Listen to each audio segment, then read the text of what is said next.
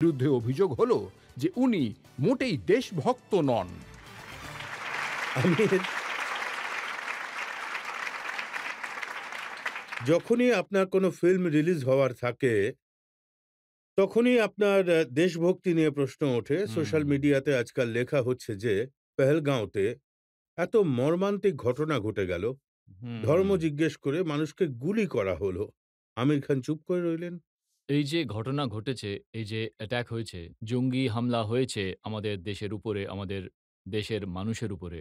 এটা এতটাই জঘন্য একটা কাজ, এতটাই জঘন্য কাজ যে এতে ওদের কাওয়ার্ডিশ দেখবেন এই যে কাপুরুষ লোক যারা হয় ওরাই এসব করে। যারা জঙ্গি রয়েছে ওরা আমাদের দেশে ঢুকে সাধারণ মানুষের উপর গুলি চালাচ্ছে, পরিবারের মানুষের উপর গুলি চালাচ্ছে। ওখানে আমিও থাকতে পারতাম, আপনিও থাকতে পারতেন। আর মানুষের ধর্ম জিজ্ঞেস করে তাদের উপর গুলি চালিয়েছে। এর কি মানে হতে পারে? এ নিয়ে আমি বলেওছি, আসলে ব্যাপারটা হলো যে আমি সোশ্যাল মিডিয়াতে নেই। তো যখন কোনো জিনিস ঘটে মানুষ এক, এক সেকেন্ডে নানা কথা লিখতে থাকেন। আমি সোশ্যাল মিডিয়াতে নেই। আর আমি এ ব্যাপারে কথাও বলেছি। পরে যখন কোনো ফাংশনে গেছি আমাকে জিজ্ঞাসা করা হয়েছিল। তো আমার একেবারেই সোজাসাপটা উত্তর ছিল, এই যে হামলা হয়েছে সেটা শুধু আমাদের দেশের মানুষের উপরেই নয়, এটা আমাদের দেশের একতার উপরেও হামলা। আর এরা খুবই জঘন্য একটা কাজ করেছে। যার জন্য ওরা এর যথাযথ জবাব অলরেডি পেয়ে গেছে। কিন্তু কি হয় জানেন তো? কিছু মানুষ আমাকে একটু বেশিই পছন্দ করেন। আর তারাই এইসব কথা তখন বলতে থাকে। হুম। আপনার এই শুভানুধ্যায়ীরা হ্যাঁ, এটাও বলেছিলেন যে যখন এয়ার ফোর্স অ্যাকশন নিল, যখন হ্যাঁ, জঙ্গি ঘাঁটিগুলো ধ্বংস করে দেওয়া হ্যাঁ, হলো, হ্যাঁ, এরপর আপনার একটা বয়ান এলো। তখন হ্যাঁ। মানুষ বলল যে নিশ্চয়ই কোনো ফিল্ম আসতে চলেছে। দেখুন, আমাদের যারা জওয়ানরা, আমাদের যারা বীরেরা যেভাবে উপযুক্ত জবাব দিয়েছে, সেই ব্যাপারে আমি যদি বলি, সেটা কি আমি কোনো ভুল কাজ করছি? আমি তখন ফিল্মের ব্যাপারে ভাববো নাকি আমাদের জওয়ানদের ব্যাপারে ভাববো? ওই সময় আমি যদি ভাবি আমার ফিল্ম আসছে তাহলে আমি চুপ হয়ে যাব। আমি আমাদের আর্মড ফোর্সেস এর ব্যাপারে কথা বলতে পারব না। এটা তো আমার ঠিক মনে হয় না। তো কিন্তু আমি তো সোজাসুজিই কথাটা বলেছি। কিন্তু যখন আপনি বললেন তার ১২ ঘন্টার মধ্যে ট্রেলারও রিলিজ হয়ে গেল। রজতজি, অ্যাকচুয়ালি আমাদের ফিল্মের ট্রেলার তো আরো আগেই আসার কথা ছিল। আর ওটা আমি এইজন্যই ক্যানসেল করেছিলাম। আমাদের দেশে যে হামলা হয়েছিল, তো আমি সঙ্গে, সঙ্গে সবকিছু ক্যানসেল করি। আমার আন্দাজ আপনা আপনার আমার মনে আছে প্রিমিয়ার ছিল ঐদিন। তো আমি সবকিছুই আমাদের সবকিছুই ঐদিন আমাদের ক্যানসেল হয়ে গিয়েছিল। ঠিক যেভাবে সব ভারতবাসীর মনে রাগ জন্মেছিল, আমরাও খুব দুঃখ পেয়েছিলাম। তো সেই অনুভূতি আমার মধ্যেও তৈরি হয়েছিল। এমনকি কয়েকদিন ধরে আমি এতটাই ডিপ্রেস ছিলাম, বাড়ি থেকেই বেরোইনি। সোশ্যাল মিডিয়াতে লেখা হয়েছে যে উনি অ্যাক্সিডেন্টাল প্যাট্রিয়ট। যখন লাল সিং চাড্ডা রিলিজ হওয়ার ছিল, তখন হ্যাঁ, উনি দেশভক্তি নিয়ে একটা বয়ান দিয়েছিলেন। হ্যাঁ। এখন লাল সিং এর সময় কি বলেছিলাম এখন সেটা আমার মনে পড়ছে না। আমি যদি একটু এক্সাম্পল দিয়ে বলি তাহলে বলব, আমার দেশভক্তি আপনি কোথায় দেখতে পাবেন? আমার কাজে দেখতে পাবেন। রং দে বাসন্তী দেখুন, লাগান দেখুন, সরফরোশ দেখুন। এই সমস্ত ফিল্ম আপনি দেখুন। যত দেশভক্তির ফিল্ম আমি করেছি, হয়তো অন্য কোনো আর্টিস্ট এতটা করেনি। বরং আমি একবার মনোজজির সঙ্গে দেখা করেছিলাম। মনোজ কুমারজি, যাকে আমরা ভারত বলতাম। Because he was known as the patriot. তো মনোজজি বলেন যে, আমার পরের জেনারেশনে যদি কাউকে মনে হয় আমার মতো দেশভক্ত, দেশের জন্য সে কিছু করছে, তাহলে সেটা তুমি। উনি নিজে এটা বলেছিলেন। আমার ফিল্ম উনি নিজে দেখেছেন। আচ্ছা, আপনার যে শুভানুধ্যায়ীরা রয়েছে তারা যেটা বলছে, তারা বলছে যে টার্কি এই গোটা ইনসিডেন্টে পাকিস্তানের সঙ্গ দিয়েছিল। হ্যাঁ, হ্যাঁ। টার্কি এই দেশের সঙ্গে শত্রুতা করেছে, হুম, পাকিস্তানকে ড্রোন দিয়েছে। আর তারপর ওরা আপনার ছবি ছেপে দিল হুম। টার্কির প্রেসিডেন্ট এরদোগানের সাথে। হ্যাঁ, হ্যাঁ। এটা টার্কি খুবই ভুল একটা কাজ করেছে। আর এতে প্রত্যেক ভারতীয় আঘাত পেয়েছে। কয়েক বছর আগে ওদের ওখানে ভূমিকম্প হয়েছিল। আপনাদের মনে আছে? ভূমিকম্প হয়েছিল। তো তাদের সবার ১ম হেল্প কে করেছিল? আমরা আমরা ইন্ডিয়ানরা। ইন্ডিয়ানস। সবার আগে আমরা, ইন্ডিয়া হেল্প করেছিল। আমাদের সরকার ওদের সাহায্য করেছিল। ওই সময় আমাদের সরকারও জানত না। ঠিক যেভাবে আমিও জানতাম না। যখন আমি এরদোগানের সঙ্গে দেখা করতে গিয়েছিলাম, তো যেমনটা সরকারও জানত না, আমিও তেমনই জানতাম না যে ৭ বছর পরে এরা আমাদের সঙ্গে এরকম করবে। আমাদের ওদের দিকে বন্ধুত্বের হাত বাড়াই, ওদের সাহায্য করি। ওদের বিপদে আমরা সাহায্য করেছিলাম। সবার ১ম এ আমরা ছিলাম। আর ওরা আমাদের এই প্রতিদান দিল? তো এটা খুবই খারাপ করেছে। কিন্তু আমার এই ফটোটা সেই সময়কার। তো সরকারও সেই সময়ে ওদের হেল্প করছিল। আরো তো একটা ফটো রয়েছে হ্যাঁ, হ্যাঁ। এরদোগানের ওয়াইফের সঙ্গে। সেটা তো তার থেকেও অনেক পুরনো। এটা তো তার থেকেও পুরনো কথা। এখন দেখুন রজতজি কি হয় জানেন তো? আমি as a celebrity, as an actor যখন আমি অন্য দেশে যাই, I am like an ambassador of the country. তো যখন কেউ আমাকে বলে, "আপনি চা খেতে আসুন," তখন না বলাটা আমার ঠিক দেখায় না। এইরকম আমাদের জীবনে অনেক ঘটনা ঘটে। এখন টার্কি যেটা করেছে খুবই খারাপ করেছে। আর এতে প্রত্যেক ভারতীয় খুব দুঃখ পেয়েছেন। আমাদের এত রাগের কারণটা হলো আমরা তোমাদের কিছু লোক সাহায্য তো করলাম আর বলছে যে তোমরা আমাদের বয়কট টার্কি, যেসব লোকজন ট্রাভেলের প্ল্যান করেছিল, টার্কি যাচ্ছিল, একদম ঠিক, ক্যানসেল করে একদম দিয়েছে। ঠিক করেছে। একদম সঠিক করেছে। আমাদের কোনোভাবেই টার্কিকে সাপোর্ট করা উচিত হবে না। কারণ ওরা আমাদের উপর হামলা করেছে। আমাদেরকে পাকিস্তানকে সাহায্য করেছে। যখন লড়াই হচ্ছে তখন ওরা পাকিস্তানের পক্ষ নিচ্ছে। অথচ আমরা ওদের সাহায্য করেছিলাম। এটা কি ধরনের কথা? এটা খুবই ভুল। এটা খুবই ভুল কাজ। কিছু লোক তো এটাও লিখছে যে আমির খান নিজের ফিল্মে পাকিস্তানের নাম নেন না, ওখানে যে জঙ্গি ঘাঁটি রয়েছে, যে কালপ্রিটরা রয়েছে, তাদের ব্যাপারে কখনো কিছুই বলেন না। ভারতের ফিল্ম হিস্ট্রি আপনি একবার ঘেঁটে দেখুন। সবসময় আমাদের সেন্সর বোর্ড বলে থাকে, আপনারা প্রতিবেশী দেশ বলুন, আপনারা ওদের নাম নিতে পারবেন না। তো আগেকার দিনে বলা হতো, ওই প্রতিবেশী দেশ হামলা করেছে, প্রতিবেশী দেশ এই করেছে। তো আমাদের অ্যালাউড ছিল না, ফিল্ম মেকারদের এটা আমাদের বলা অ্যালাউড ছিল না। প্রতিবেশী দেশ, আমরা নাম নিতে পারতাম না। আপনি জানেন কি? যে 'সরফরোশ' যেটা আমার ফিল্ম 'সরফরোশ' ওটা ইতিহাসের ১ম ফিল্ম যেখানে আমরা খোলাখুলিভাবে পাকিস্তানের নাম নিয়েছি, আইএসআই এর নাম নিয়েছি, খোলাখুলিভাবে।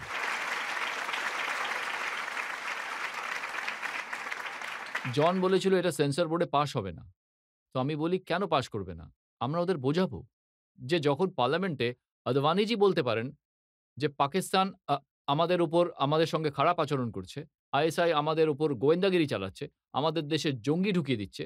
যখন আডভানিজি আমাদের পার্লামেন্টে এটা বলতে পারেন, যেটা পাবলিক প্ল্যাটফর্ম, তাহলে আমরা কেন বলতে পারব না? আর ওই বেসিসে আমরা ওই ফিল্মের পারমিশন পাই। আর ওটা ১ম ফিল্ম ছিল, যেখানে আমরা ওই নাম ব্যবহার করেছি। তারপরে যে কটা ফিল্ম এসেছে, এখন আমরা পাকিস্তান বলে থাকি বা আইএসআই বলে থাকি। 'সরফরোশ' ছিল ১ম ফিল্ম। তো যারা বলেন যে আমি পাকিস্তানের বিরুদ্ধে বলি না, আমি তো সবথেকে বেশি পাকিস্তানেরই নাম নিয়েছি। আর কেউ মনে হয় না এত নাম নিয়েছে।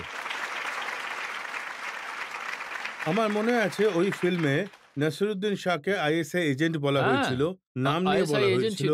আর যে মির্চি সেটের ক্যারেক্টার আপনি দেখিয়েছিলেন, এখন তো সেটাই প্রমাণ হচ্ছে যে লোক এরকমই করে। হ্যাঁ, মানে দেখুন এটা খুবই দুঃখের একটা কথা। দেখুন মানে পাকিস্তান যে ধরনের বদমাইশি করে আর যে খারাপ কাজ করে, সেটাতে আনফরচুনেটলি কখনো আমাদের দেশেরও কিছু লোক যুক্ত থাকেন। আর সেটা খুবই দুঃখের কথা, খুবই দুঃখের কথা।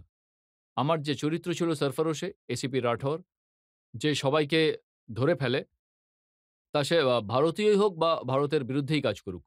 বা নাসিরের যে চরিত্র ছিল যে আইএসআই এর হয়ে কাজ করছিল।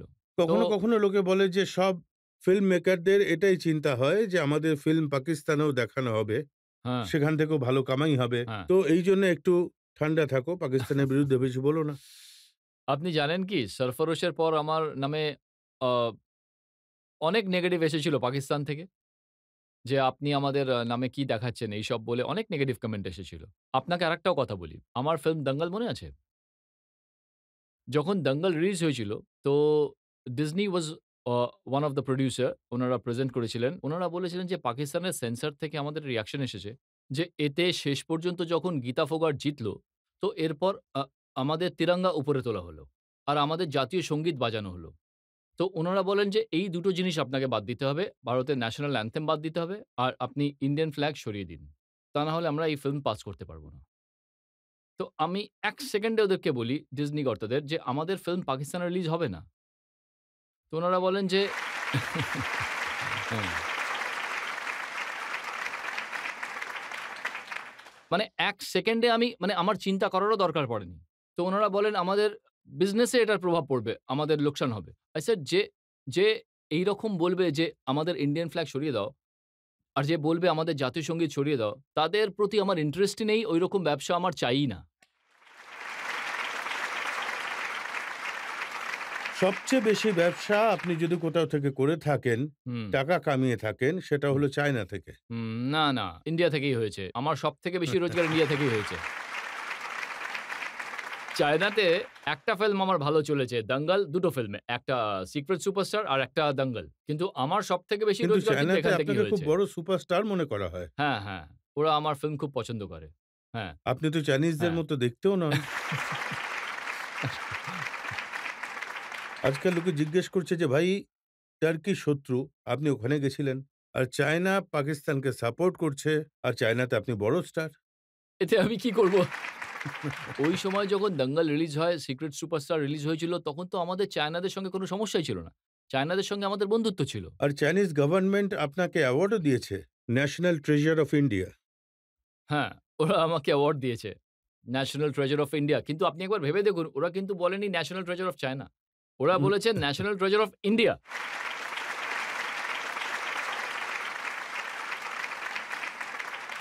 তো তো ওরাও আ এটা মনে করে যে আমি ইন্ডিয়ার ন্যাশনাল কিন্তু ট্রেজার। চায়না তো আজকাল ভারতের শত্রু হয়ে উঠেছে, তাই না? হ্যাঁ, হ্যাঁ। আপনি একদম ঠিক বলেছেন। যারা আমাদের বিরুদ্ধে থাকবে, আমি সবসময় আমাদের ভারতের সঙ্গেই থাকব, আমাদের আর্মড ফোর্সেস এর সঙ্গে থাকব, আর আমাদের দেশের পাশেই থাকব। আজ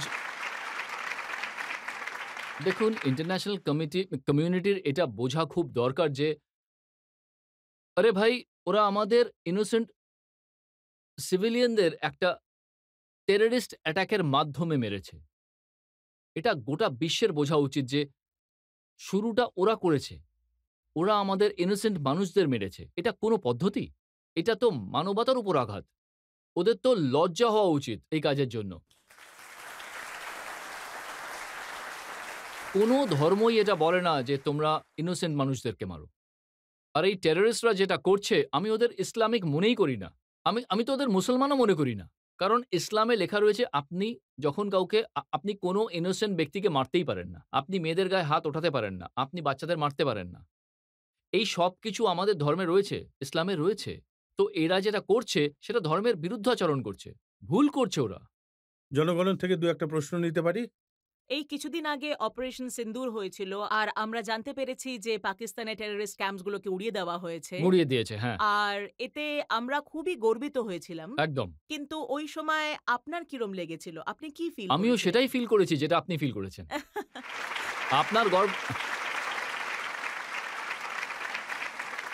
আমার খুবই গর্ব হয় আমাদের সেনাদের নিয়ে, আমাদের আর্মড ফোর্সেস নিয়ে। আমার খুবই গর্ব হয়। আপনার কি মনে হয় না যে ওখানে গিয়ে, বর্ডারে গিয়ে ওদের উৎসাহ দেওয়া উচিত? আমি গিয়েছিলাম। হয়তো আপনারা এই কথাটা জানেন না। যখন কার্গিলের যুদ্ধ হয়েছিল আর আমরা যখন কার্গিল যুদ্ধ জিতেছিলাম, তো আমি একমাত্র ব্যক্তি ছিলাম, যতদূর আমি জানি, আর কেউ গিয়েছিল কিনা জানা নেই। তারপর আমি ১ দিন, ২ দিন, ৩ দিন নয়, আমি ৮ দিন কার্গিলে কাটিয়ে এসেছিলাম। আমি লেতে ল্যান্ড করি। স্যার, আমি লেতে ল্যান্ড করি আর ওখান থেকে শ্রীনগর পর্যন্ত যে সড়ক পথ রয়েছে, for 8 days I was on the road আর আমি সমস্ত রেজিমেন্টের সঙ্গে দেখা করেছি। আমি আসাম রাইফেলসের সঙ্গে দেখা করেছি, রাজপুতানা রাইফেলসের সঙ্গে দেখা করেছি, লাদাখ স্কাউটসের সঙ্গে দেখা করেছি।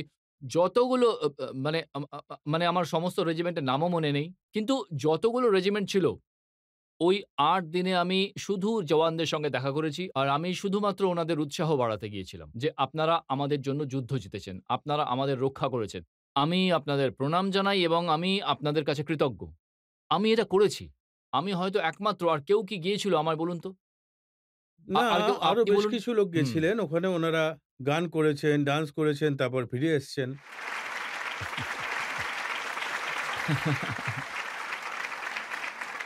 কিন্তু আপনি যখন গিয়েছিলেন তখনকার একটা তো অভিযোগ আমার মনে আছে। হ্যাঁ, হ্যাঁ। আমায় বলা হয়েছিল যে আপনি অফিসারদের সঙ্গে দেখা করেননি। হ্যাঁ, হ্যাঁ। আমার একটা রিকোয়েস্ট ছিল রজতজি। আ বা আর্মির হাই কমান্ডের কাছে আমি একটা রিকোয়েস্ট করেছিলাম যে, আমি এই ৮ দিন কাটাবো শুধুমাত্র জওয়ানদের সঙ্গে।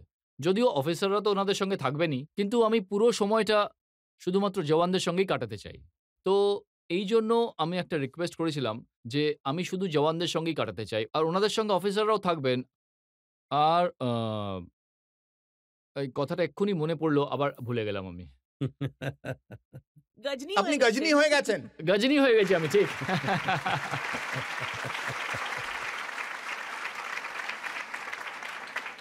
যাকে কথাটা মনে পড়লে আমি পরে 8 বলছি। দিন আপনি ওখানে ছিলেন, হ্যাঁ, সকলের আমি 8 দিন সঙ্গে ছিলাম। ছিলেন। হ্যাঁ। আর কার্গিল ছাড়া হ্যাঁ, আমার মনে পড়েছে।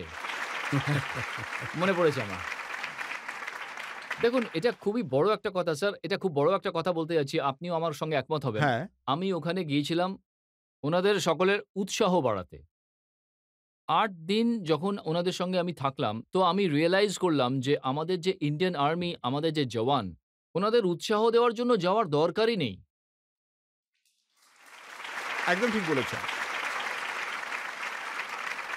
ওনারা এত কঠিন একটা জায়গায় থাকেন, এত কঠিন টেরেনে ওদের কাজ করতে হয়। আর ওই কঠিন টেরেন থেকে ওনারা আমাদের ডিফেন্ড করেন। কিন্তু ওনাদের যে উৎসাহ সেটা এক কথায় অসাধারণ। মুখে সবসময় হাসি রয়েছে। ওনারা ভীষণভাবে কনফিডেন্ট আর খুব খুশি। তো ওনাদের যে মোরাল আমার মনে হয়েছিল আমি মোরাল বুস্ট করতে যাচ্ছি। না, ওনারা আমার মোরাল বুস্ট করে দিলেন। Am I right, sir? আপনি একদম ঠিকই বলেছেন। হ্যাঁ। কারণ যে দেশভক্তি ব্যাপারটা সেটা হৃদয়ের অন্তর থেকে আসে। একদম। মগজ থেকে আসে না। একদম। আর আপনার যে অডিয়েন্স কানেক্ট রয়েছে হ্যাঁ, সেটাও হৃদয় থেকে হয়, মগজ দিয়ে একদম, নয়। একদম। আর এর থেকে বড় দেশভক্তির আর কি প্রমাণ চাই হুম, যে এক ব্যক্তির সঙ্গে 140 কোটি মানুষের হুম, হৃদয়ের সংযোগ রয়েছে। হুম। আর ওখানে আমি ৮ দিন ওখানে ছিলাম। আর আমার এত ভালো লেগেছিল।